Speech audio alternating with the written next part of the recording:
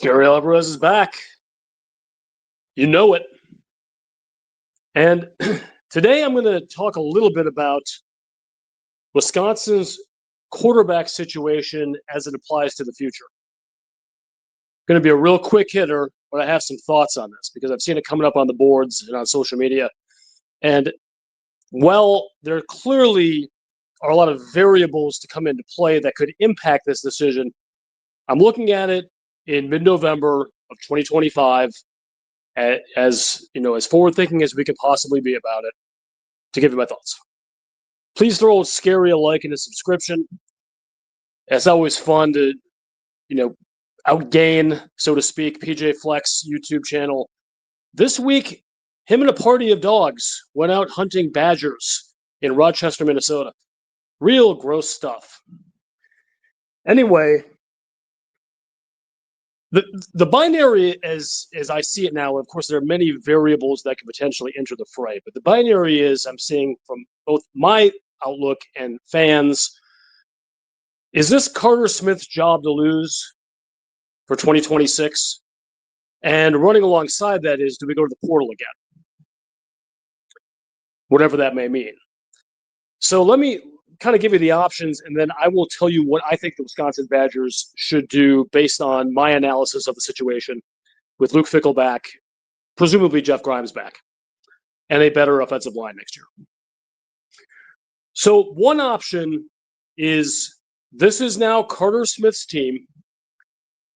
You're going to support him in all the ways you can, be it with weapons, an improved offensive line, however many directions you want to go with this. Better coaching. And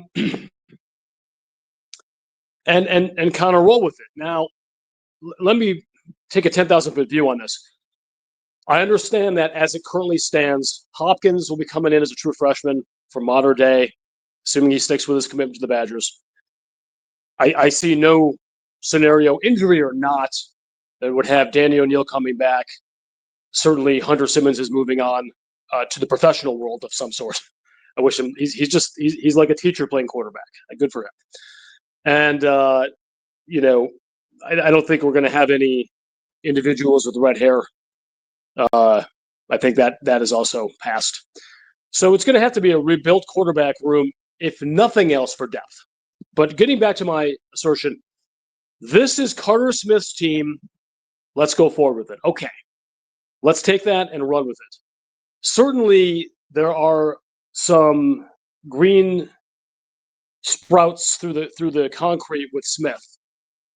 Guy can move, has leadership ability. The passing game is a work in progress, but again, it's one start, true freshman. So that's only going to go up. It's yet to be determined whether he can read defenses at the level a Big Ten quarterback needs to be highly successful, but it's early. And he showed some heart, showed some moxie, and he's a fantastic athlete. But even if we're going to go with the presumption that Carter Smith is the presumptive favorite, if not higher, for the 2026 Wisconsin starting quarterback job, you have to go into the portal at a minimum to get someone to compete with him. If for some reason he's not what we think he is. Or, as we've seen for the last 3 seasons going forward, injuries happen. If I am Luke Fickell, I am pulling at least one, if not 2 quarterbacks from the portal. Whatever I think about Carter Smith's ability to win the job in the future. Okay? We can go with the presumption that he is good enough to be a strong contender, if not the favorite, going into spring camp next year. That's fine. I'm willing to do that. You got to get a couple dudes in that room. Okay. That is the first scenario. Here's the second scenario. Seen a little bit of Carter Smith. There are legitimate questions just because of the unknown about his ability to lead the Wisconsin Badgers to a successful season in 2026. We are going to go into the portal to find our starter. Okay, you see how I changed the axis a little bit there? These are 2 different things. One of them is presuming Carter Smith can be the guy and going to the portal for competition and depth. The other is using the eye test, and of course there's going to be 2 more games with which Luke Fickell will have initial data to make that decision, but we're doing it right now in mid-November because that's what we do on these shows. But you're going to go to the portal to find your starter. Carter Smith is happy to compete. He's welcome to compete, and maybe he wins it, but you're going to get your starter. 2 very different approaches, 2 very different price points, even if you get a couple guys in the first scenario. Okay. So in this second scenario, where you are finding your starter for a 4th consecutive year in the portal, you would have to, in my opinion, if that's your position, and you are going into the season saying that Carter Smith can compete, but we're going to get our starter, that is going to be a significantly, as I mentioned, significantly different price point for the guy you're looking for in the first scenario, where you're presuming Carter Smith can win the job and you're looking for depth. You're looking for someone to challenge him. If you are going to do the second one, I'm going to give you my thoughts on which is the right way to go. You need to spend more than you did any other year, perhaps more than 3 years combined. Okay, Chris McIntosh made a big point about saying how Wisconsin was going to free up those NIL coffers. Here's a chance to prove it. You're going to have to go in and compete with Indiana University for Fernando Mendoza. I'm not saying you need to get the Heisman winner. I'm saying that is the kind of battle that Wisconsin saw a guy they liked, and they were never close. Well, the next Fernando Mendoza, you need to go up and spend as much money as Indiana. But you need to get realistic about the fact that if you want a sure-thing starter, a whiz-bang starter, by the way, the whiz-bang starter we got from Maryland last year was never a sure thing to be great. We don't know. It would have been better than what we got this year, but it was never for sure. Got to take the guesswork out next year if you're going to go this route. Cha-ching, cha-ching, cha-ching, cha-ching, cha-ching. You hear the cash register.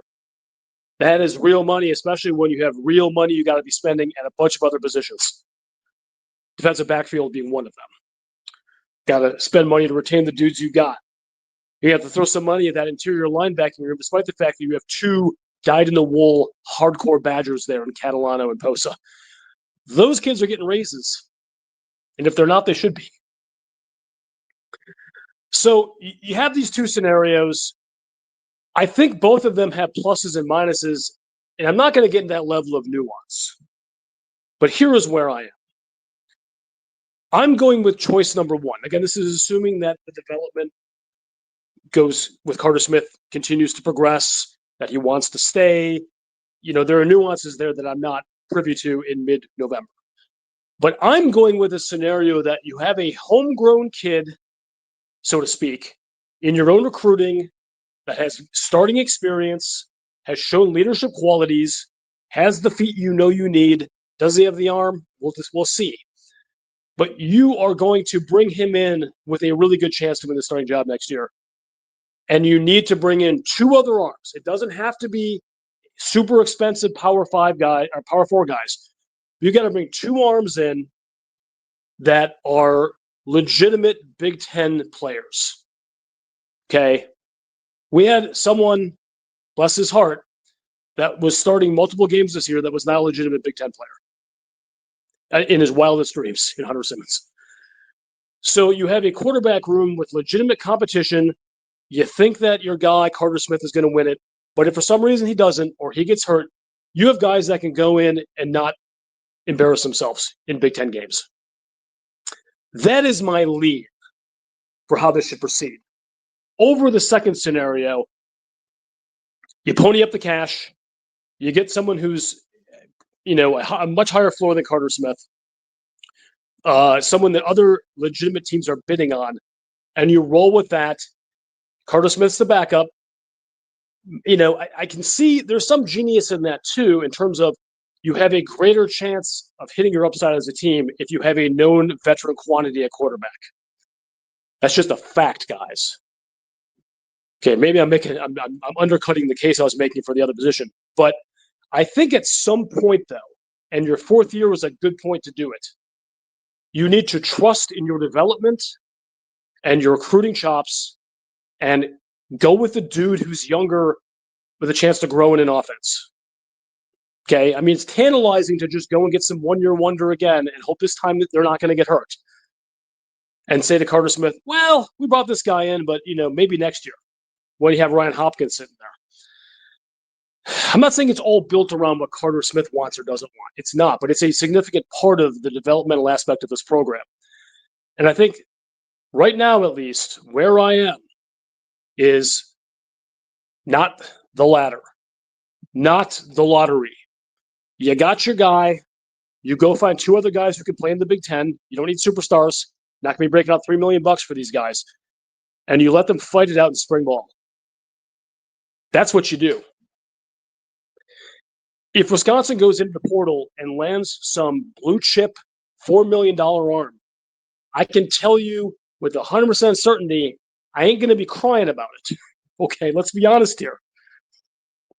But maybe it's just a simple case of trying to approach it as a program, not a one-year fix every year. Trying to approach it with the realistic thoughts of what Wisconsin NIL might be, and trying to approach it in a developmental sense that always served Wisconsin well not always, but frequently served Wisconsin well in the past 30 years. That's where I am. I would love to hear your thoughts.